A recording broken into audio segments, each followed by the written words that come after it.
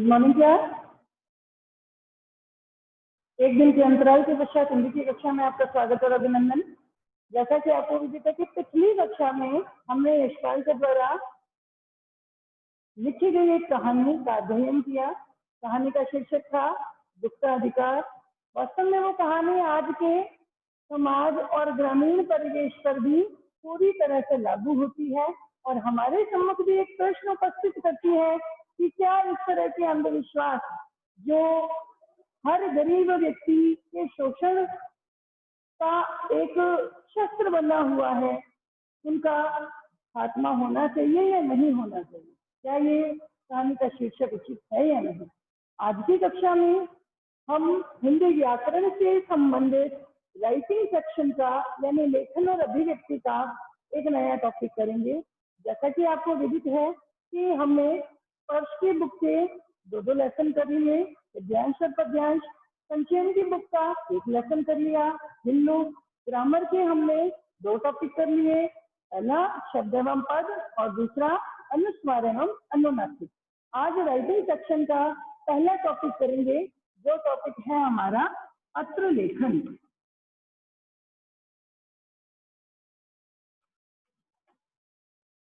बेटा पत्र तो आप सभी ने लिखे होंगे और कई बार ऐसे हैं कि परीक्षाओं को पास करने के लिए भी हमें पत्रों का अध्ययन और अध्यापन करना बहुत आवश्यक होता है। हालांकि आज की इस सूचना क्रांति में है ना, फोन, इंटरनेट आदि कई ऐसे साधन हमें उपलब्ध करवाए हैं जिनके माध्यम से हम अपनी सूचनाओं को बहुत ही जल्दी यानी कुछ ही क्षणों में और मिनटों में दूसरे तक अपनी सारी जो बात है वो प्रेषित कर सकते हैं।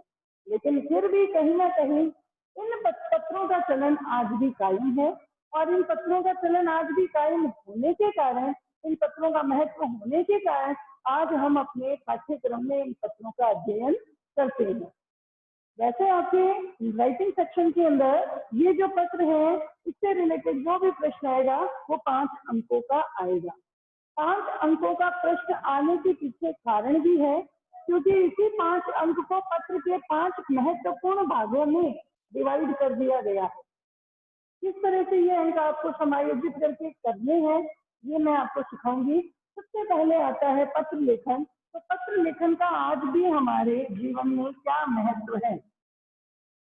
पत्र लेखन का आज भी हमारे जीवन में महत्व ये है कि यद्यपि सूचना क्रांति ने हमें कई ऐसे साधन उपलब्ध करवाए हैं जिसके द्वारा हम कुछ ही क्षणों में अपनी सूचनाओं को दूसरों तक प्रेषित कर सकते हैं या दूसरों के भावों और विचारों को हम अपने तक प्राप्त कर सकते हैं। लेकिन ये जो लेखन का कार्य है, पत्र लेखन विचार अभिव्यक्ति का एक महत्वपूर्ण स्रोत है जिसके माध्यम से हम अपने आत्मीयता युक्त भावों को और विचारों को इन पत्रों में समाहित करते हैं और जिसे हम पत्र लिख रहे हैं जब वो उस पत्र को पढ़ता है तो वह आत्मीयता पूर्ण भावों और विचारों से पूरी तरह से अवगत हो जाता है।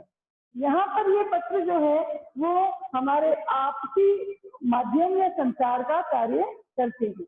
इन पत्रों में क्या क्या विशेषताएं होनी आवश्यक है, तो वो विशेषताएं जो है वो मैं पॉइंट टू पॉइंट यहाँ पर आपको बता रही हूँ। जब भी हम पत्र लिखते हैं तो सबसे पहली बात आती है पत्र की जो भाषा है वो कैसी होनी चाहिए? बिल्कुल सरल एवं सुबोध, आसान होनी चाहिए और जल्दी से समझ आने वाली होनी आवश्यक है। भाषा बिल्कुल सरल हो, आसान हो और सुबोध हो यानी जल्दी ही समझ में आने योग्य हो। पत्र का दूसरा जो महत्वपूर्ण विशेषताओं का बिंदु है वो ये है कि पत्र जो है वो बहुत आकर्षक एवं प्रभावशाली लगने चाहिए। आकर्षक एवं प्रभावशाली होने चाहिए। कई बार क्या होता है पत्र लेखन करते समय हमें जो है उसके अंदर कई कटिंग कर देनी पड़ती है। अगर आप वहां पर कटिंग करते हो या आपने बिना किसी विचार मंथन की वो पत्र नहीं लिखना शुरू कर दिया तो वो इतना आकर्षक और प्रभावशाली नहीं बन पाएगा। और यहाँ पे तीसरा पॉइंट आता है, पत्र के अंदर जो भी आप वाक्य लिखते हो या जो भी विचार आप वहां प्रस्तुत करने जा रहे हैं ये संक्षिप्त होने आवश्यक है और साथ में उद्देश्यपूर्ण होने भी आवश्यक है। आप जिस उद्देश्य से प्रेरित होकर पत्र लिख रहे हैं वो उद्देश्य उस विषय वस्तु के अंदर पूरी तरह से अभिव्यक्त होना आवश्यक है, वरना आपका पत्र लेखन व्यर्थ है। यानी मान लो आप बड़े भाई होने के नाते अपने छोटे भाई को पत्र लिख रहे हो और सुझाव दे रहे हो कि समय की उपयोगिता को ध्यान में रखते हुए समय प्रबंधन करना चाहिए। इसी उद्देश्य को आपने पत्र में उजागर नहीं किया और फिर भी आपने बहुत लंबा चौड़ा वृतांत जो है आपने उसमें लिख डाला, तो वो किसी काम का नहीं माना जाएगा और वहां पर वो जो एग्जामिनर है वो उस पत्र को पढ़ करके आपको मात्र फॉर्मेट के नंबर देगा, प्रारूप के नंबर देगा, विषय वस्तु के नंबर आपको नहीं मिल पाएंगे। यानी जिस उद्देश्य से प्रेरित होकर आप पत्र लेखन कर रहे हैं वो उद्देश्य उसमें अच्छी तरह से अभिव्यक्त होना आवश्यक है और वाक्य भी ज्यादा लंबे नहीं होने चाहिए, छोटे छोटे वाक्य होने चाहिए जिससे हमारा पत्र जो है पढ़ने वाले को अच्छी तरह से समझ आ सके। चौथा पॉइंट है पत्र की भाषा भी शिष्टाचार युक्त होनी चाहिए। शिष्ट यानी अच्छी भाषा होनी आवश्यक है, जिसमें आप अच्छे शब्दों का संबोधन में अच्छे आदर सूचक शब्दों का और अभिवादन में भी आप अच्छे ढंग से उनका सुंदर शब्दों का प्रयोग करें, तभी वो पत्र जो है आपका शिष्ट माना जाएगा। और अंतिम इसका महत्वपूर्ण पॉइंट है, जब भी आप पत्र लिखते हैं तो वो पत्र जो है पूर्ण रूप से आपका मौलिक होना आवश्यक है। आपने पत्र लिखा, मान लीजिए हम पत्र लिख रहे हैं, क्या आप पत्र को एज इट इज अपनी पासबुकों या किताबों में से याद करते हैं? नहीं, पत्र हमने एक बार ही पढ़ लिया, अब पढ़ने के पश्चात हमें उस पूर्ण विषय वस्तु का ज्ञान होने के पश्चात अपने विचार, अपनी भाषा इसी में हमने वापस अभिव्यक्ति करनी है, तभी वो पत्र आपका मौलिक माना जाएगा। मौलिक का अर्थ है किसी की नकल नहीं होनी चाहिए, पत्र आपकी ही भाषा में आपके ही शब्दों का प्रयोग करते हुए लिखे जाने आवश्यक है। जहाँ ये पांचों पॉइंट मिलते हैं वही आपका पत्र जो है वो माना जाएगा। यानी पत्र की भाषा सरल सुबोध होनी आवश्यक है, पत्र की जो भाषा, पत्र का जो प्रारूप है वो आकर्षक और प्रभावशाली होना आवश्यक है, ना तो इतना लंबा हो जाए कि पढ़ने वाला पढ़ता पढ़ता बोर हो जाए। साथ में पत्र में जो आपके संवाद, वो जो वाक्य है वो संक्षिप्त होने आवश्यक है, लेकिन पत्र जिस उद्देश्य के कारण लिखा जा रहा है वो उद्देश्य वहां पर अच्छे ढंग से अभिव्यक्त होना आवश्यक है। अगला, पत्र में जो भी भाषा आप सामने ले रहे हो, खास तौर पर संबोधन और अभिवादन में, वो आपका शिष्टाचार युक्त होना चाहिए और पत्र पूर्ण रूप से मौलिक होने आवश्यक है, आपकी खुद की भाषा में लिखे होने आवश्यक है, अन्यथा वो पत्र किसी दूसरी किताब या किसी दूसरे के द्वारा लिखे गए पत्रों की नकल माने जाएंगे। यहाँ पर पता चल जाता है पत्र में ये 5 महत्वपूर्ण बातें होनी आवश्यक है। लीजिए, हमने पत्र का महत्व और पत्र की विशेषताएं तो हमने पढ़ ली। बेटा आप लोगों ने अभी तक देखा होगा हम डायरेक्ट पत्र पर ही आते हैं, पत्र क्या है, किसको लिखना है, कौन लिख रहा है, क्या लिख रहा है, लेकिन ये बातें भी बहुत जरूरी है और इन बातों से संबंधित प्रश्न भी आपसे पूछे जा सकते हैं, इसीलिए इनका अध्ययन करवाया जा रहा है। ध्यान से देखें और समझें। अब पत्र कितने प्रकार के होते हैं? पत्र के प्रकार, यहाँ पर आपके पत्र 2 प्रकार के हैं, एक तो अनौपचारिक पत्र और दूसरा औपचारिक पत्र। अनौपचारिक और औपचारिक पत्रों में क्या अंतर है?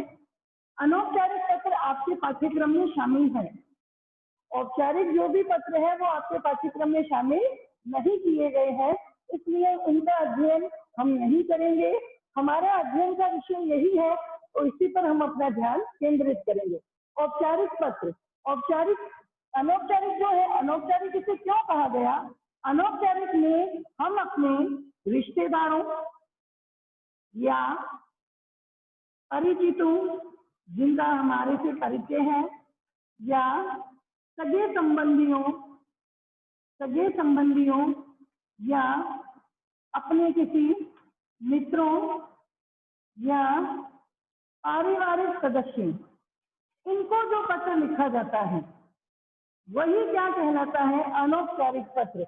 यानी जिसमें किसी तरह की फॉर्मेलिटी नहीं निभाई गई, मात्र औपचारिकता का पालन नहीं किया गया, बल्कि जिसमें हम अपनी निजी भावनाओं को या व्यक्तिगत विचारों को अभिव्यक्त करते हैं, निजी भावनाओं और व्यक्तिगत विचारों को अभिव्यक्त करते हैं, वही पत्र क्या कहलाते हैं? हमारे अनौपचारिक पत्र।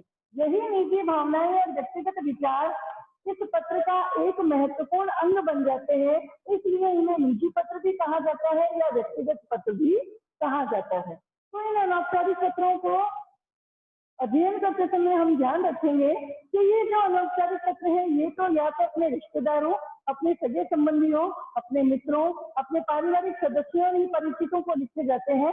इसमें हम अपनी निजी भावनाओं और व्यक्तिगत विचारों की अभिव्यक्ति करते हैं। इसलिए इस पत्र का एक गुण है, वो है आत्मीयता।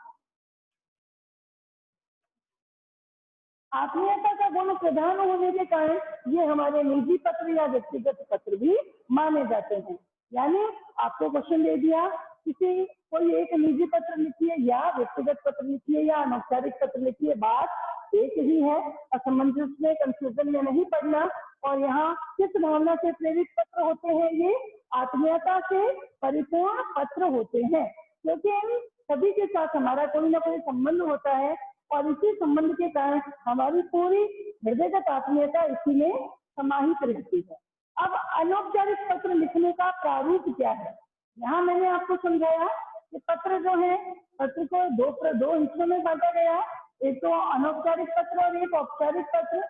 हमारी कक्षा 9 में अनौपचारिक पत्र ही पाठ्यक्रम से संबंधित है।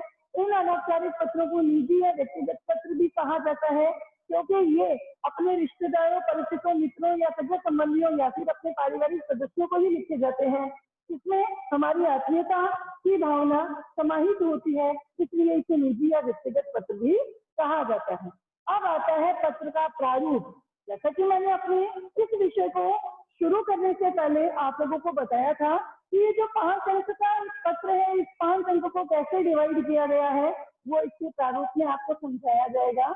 तो सबसे पहले बात आती है अनौपचारिक पत्र का प्रारूप। अनौपचारिक पत्र के प्रारूप में हमें जो महत्वपूर्ण बातें ध्यान देनी है वो क्या है? ध्यान दीजिएगा, यहाँ हमारे पत्र को हमने लिखना शुरू किया है।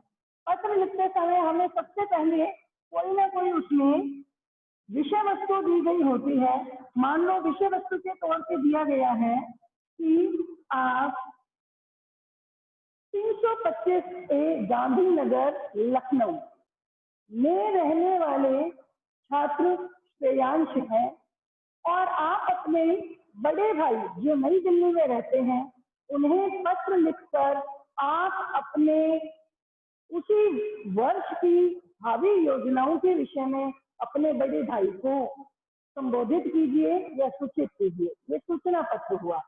अब यहाँ अनौपचारिक पत्रों को हम कई अलग अलग विषय वस्तु के आधार पर अलग अलग रूपों में बांट सकते हैं।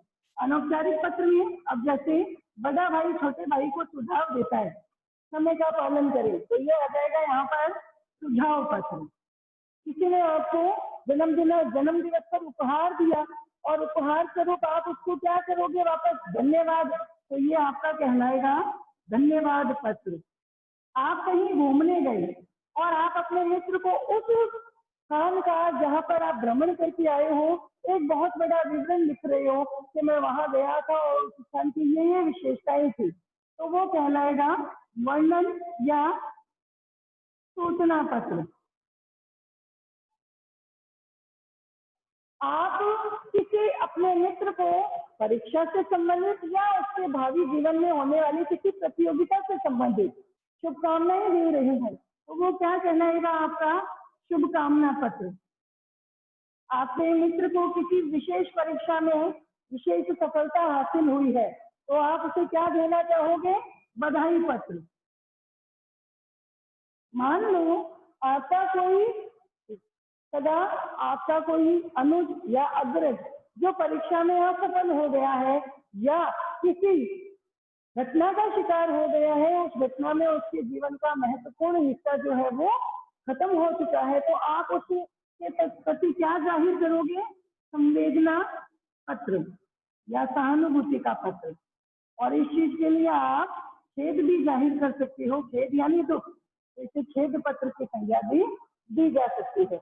यानी पत्र का महत्वपूर्ण मुख्य बिंदु है इसकी विषय वस्तु, और यही विषय वस्तु निर्धारित करती है कि आपका पत्र किस प्रकार का है। तो अनौपचारिक पत्रों में ये सारी विषय वस्तु शामिल हो सकती है। जिसमें आप किसी को सुझाव या सलाह दे सकते हो, जिसमें आप किसी को धन्यवाद ज्ञापित कर सकते हो। आपने किसी विशेष स्थान के बारे में जानकारी दी है, किसी विशेष विषय के बारे में जानकारी दी है, तो वहाँ वर्णन या सूचना पत्र भी लिख सकते हो।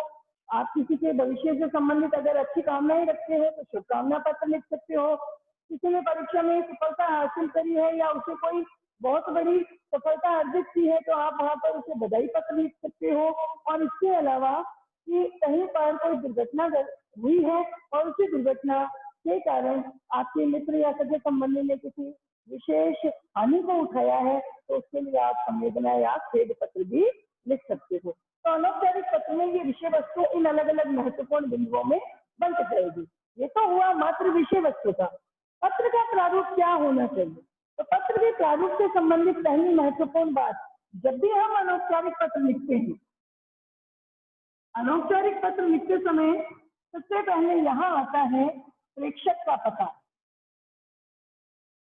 प्रेषक का पता, मई, दिनांक, मई यानी 6/7, ये हमारी कॉपी की मार्जिन लाइन है और बिल्कुल मार्जिन लाइन के समीप ही हमें यहाँ पर प्रेषक यानी भेजने वाले का, पत्र भेजने वाला या पत्र लिखने वाला कौन है, उसका पता किसके साथ, दिनांक के साथ। मान लो मैंने यहाँ पे लिखा 325A 325A वैशाली नगर जयपुर, यहाँ लगाया मैंने पूर्ण विराम। ये 3 लाइनें हमारी पता से संबंधित है, जो एड्रेस वहां पर पत्र लिखने वाले का दिया गया है। अब इसी के साथ हम यहाँ पे नीचे मेंशन करेंगे, अंकित करेंगे दिनांक। दिनांक जिस तारीख को ये पत्र लिखा जा रहा है। कई बच्चों की आदत रहती है कि जब भी वो डिजिट यानी नंबर लिखते हैं, उस नंबर को लाइन के बीच में लिख देते हैं। मान लो आज दिनांक है 21 अगस्त 2020, तो बच्चा यहाँ लिख रहे हैं, ये लिखने का तरीका गलत है। हम इसे क्या करेंगे, इस दिनांक के अंदर ये जो डिजिट दिया गया है इसे लिखेंगे लाइन के ऊपर 21 अगस्त कौन से सन की, 2020। इस तरीके से यहाँ पर इसे अंकित करना है। ठीक है। अब पत्र किसे लिखा जा रहा है, वो कौन है आपका, तो जो भी परिचित है, बड़ा भाई है, आपके पिता है, आपके चाचा है, आपका मित्र है, छोटी बहन है, कोई भी सगा संबंधी रिश्तेदार या परिचित हो सकता है, तो उसे हम क्या देंगे, संबोधन। यहाँ पर ये महत्वपूर्ण बिंदु क्या आएगा, संबोधन। इस संबोधन से पता चल जाएगा कि वास्तव में आपका और उनका किस तरह का संबंध है। मान लीजिए एक पिता अपने पुत्र को लिख रहा है, तो पिता अपने पुत्र के लिए क्या लगाएगा, यहाँ पे लगाएगा चिरंजीवी, अब पुत्र का नाम आ जाएगा, भाई लंबे समय तक जीवित रहने वाला मेरा पुत्र, चिरंजीवी। संबोधन, संबोधन और अभिवादन हमेशा शिष्ट शब्दों में ही अभिव्यक्त होने चाहिए। अब बच्चे क्या करते हैं, बहुत बड़ी गलती करते हैं कि हिंदी के पत्र के प्रारूप में हाय, हेलो, कैसे हो, इन ऐसे शब्दों का प्रयोग यहाँ पर नहीं करना है। यहाँ पर बिल्कुल शिष्टाचार पूर्ण भाषा का ही प्रयोग होना आवश्यक है। संबोधन के पश्चात हम यहाँ पर करेंगे उसका अभिवादन। अभिवादन में यहाँ पर आप उसके प्रति कोई शुभकामना प्रस्तुत कर सकते हो। जैसे यहाँ पिता ने कहा चिरंजीवी पुत्र श्रेयांश, यहाँ क्या कहेंगे वो, शुभाशीष, भाई मेरी तरफ से पूरा शुभ आशीर्वाद। यहाँ पर शुभाशीष जो है वो अभिवादन के तौर पे प्रयुक्त किया गया है। और बिल्कुल इसकी अगले लाइन से पत्र की विषय वस्तु किस विषय से संबंधित है, वो विषय वस्तु का पूरा ब्यौरा यहाँ पर प्रस्तुत कर दिया जाएगा। अब ये विषय वस्तु यहाँ से शुरू होगी, तो 1 लाइन, 2 लाइन, 3 लाइन या 4-5 लाइनों के रूप में वहां अभिव्यक्त होगी। मैंने जब आपको पत्र की विशेषताएं दिखाई थी, उसमें बताया था कि पत्र इतने बड़ी भी नहीं होने चाहिए, विस्तृत भी नहीं होने चाहिए कि पत्र पढ़ने वाला उसको पढ़ते पढ़ते बोरियत अनुभव करे, बल्कि पत्र ऐसा होना चाहिए जिसमें आपका उद्देश्य अभिव्यक्त हो गया और संक्षिप्त आपने वाक्य किए हैं, और उन संक्षिप्त वाक्यों के माध्यम से लिखे उद्देश्यपूर्ण उस पत्र के द्वारा आपकी पूर्ण भाव और विचारों की अभिव्यक्ति वहां जाहिर हो गई है, वही आपका पत्र सही माना जाएगा। मान लीजिए आपकी विषय वस्तु ज्यादा विस्तार पूर्ण है तो उसे आप दो अलग अलग पैराग्राफ यानी गद्यांश में बांट देंगे। यहाँ से मैंने इस विषय वस्तु को शुरू किया, पहली लाइन, दूसरी पंक्ति, तीसरी पंक्ति, अब यहाँ पर मेरी बात पूर्ण, जो मेरा उद्देश्य है वो यहाँ पूर्ण हो गया। अब लास्ट में हम क्या करेंगे, इस पत्र का समापन, यानी पत्र के प्रारूप से संबंधित चौथा महत्वपूर्ण हिस्सा है पत्र का समापन। समापन करते समय हम क्या करते हैं, शुभकामना प्रस्तुत करते हैं। पत्र के समापन में यहाँ पर शुभकामना सहित शुभकामनामय समापन, यहाँ समापन लिखने के बाद यहाँ अपना नाम पता लिखो तो अच्छी बात है, या उस संबंधित व्यक्ति से अपना संबंध जाहिर कर सकते हैं। जैसे मैंने उदाहरण के तौर पर बताया, यहाँ पे पिता ने अपने पुत्र को बोला, चिरंजीवी श्रेयांश, शुभाशीष, मुझे तुम्हारा पत्र मिला, समाचार पढ़कर प्रसन्नता हुई, ईश्वर की दया से आप वहाँ कुशल मंगल हो और ईश्वर की कृपा से हम भी यहाँ पर कुशल मंगल हैं। परीक्षा का समय नजदीक है, इसलिए मैं आपसे ये उम्मीद करता हूँ, कामना करता हूँ कि आप अपने पूरे समय को परीक्षा की तैयारी में ही लगा रहे होंगे। यहाँ विषय वस्तु हो रही है, सुझाव दे रहे हैं पिता, और लास्ट में शुभकामना क्या करेंगे कि पिता की तरफ से पुत्र को परीक्षा में सफलता हासिल हो, ऐसी मैं ईश्वर से कामना करता हूँ। शेष बातें मिलने पर फिर पूर्ण विराम। यहाँ फिर वापस पिता, आपका पिता या आपका आदरणीय पिता, यहाँ पे फिर पिता अपना नाम लिख देंगे। यहाँ पर संबंध पता चल गया और पिता ने अपना पुत्र के प्रति जो भी शुभकामना थी उसको वहां पर जाहिर कर दिया। तो यहाँ पर इस तरह से ये जो पहला पॉइंट पतामय दिनांक, दूसरा पॉइंट संबोधन, तीसरा अभिवादन, चौथा विषय वस्तु और पांचवा समापन, इन 5 पॉइंटों में आपके पत्र के 5 अंक समाहित है और इसी तरीके से इस प्रारूप को पालन करते हुए आप इस पूरे 5 अंकों को अर्जित कर सकते हैं। यहाँ ये पूरे 5 जो महत्वपूर्ण बिंदु है वो आपके अनौपचारिक पत्र के महत्वपूर्ण अंग है। इन 5 पॉइंट्स के आधार पर ही आपका पत्र लेखन सही माना जाएगा।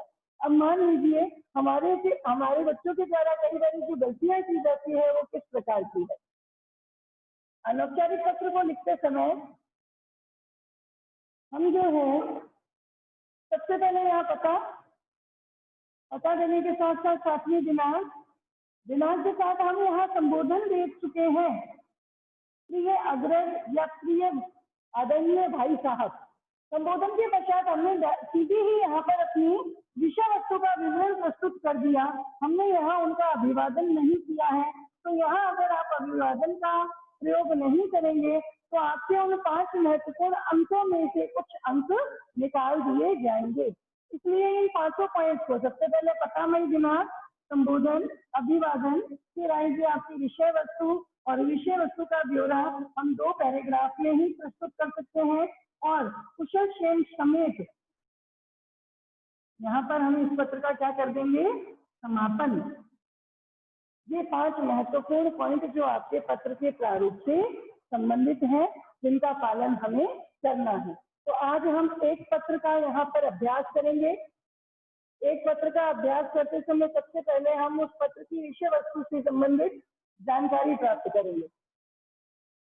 विषय वस्तु क्या कहती है कि विषय वस्तु में दिया गया है, आप रोहिणी नगर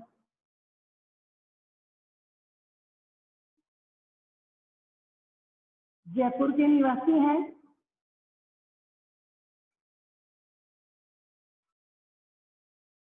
अपने बड़े भाई को जो दिल्ली में रहते हैं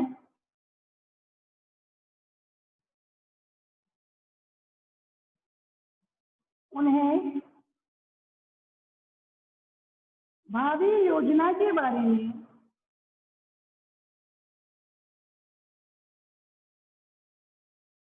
पत्र लेखन द्वारा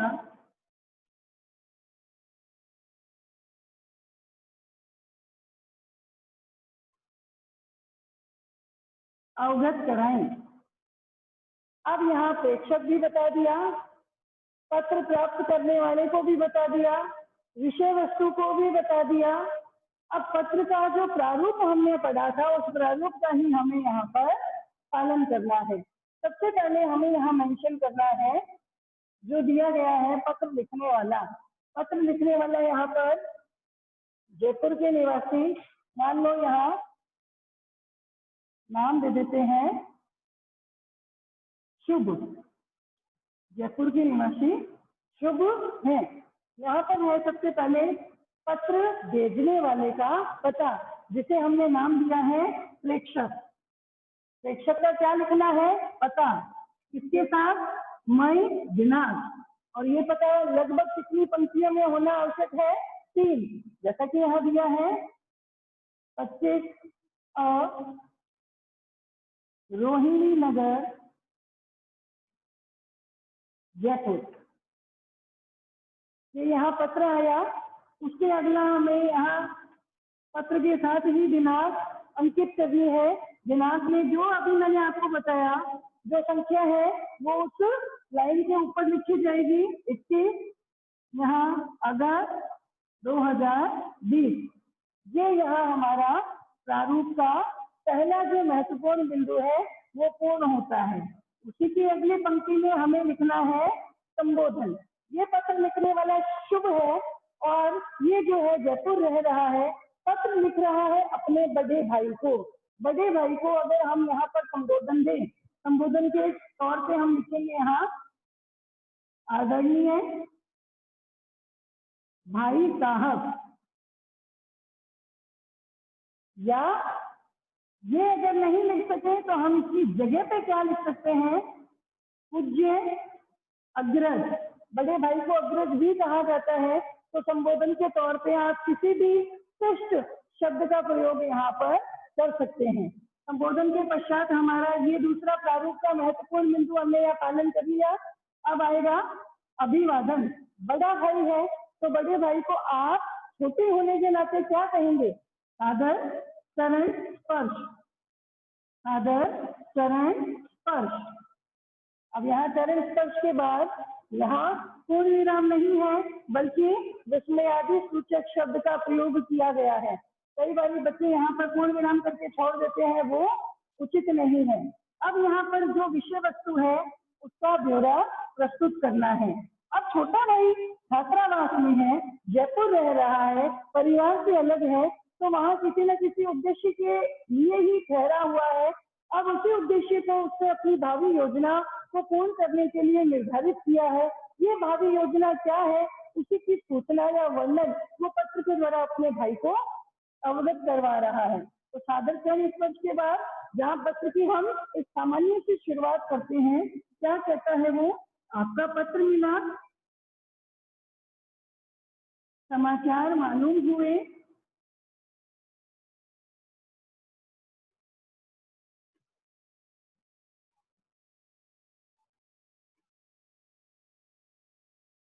आप सभी वहाँ कुशलता पूर्वक हैं,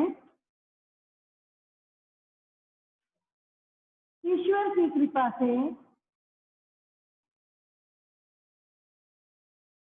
मैं भी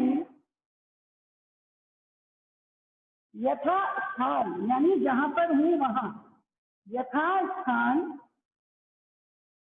कुशल जी मेरी आगामी परीक्षाएं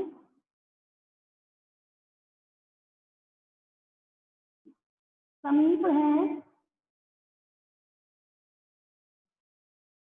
मैं उनकी तैयारी के लिए दिन रात मेहनत कर रहा हूं।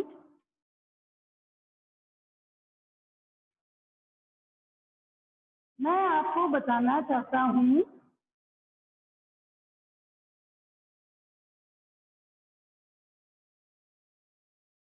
कि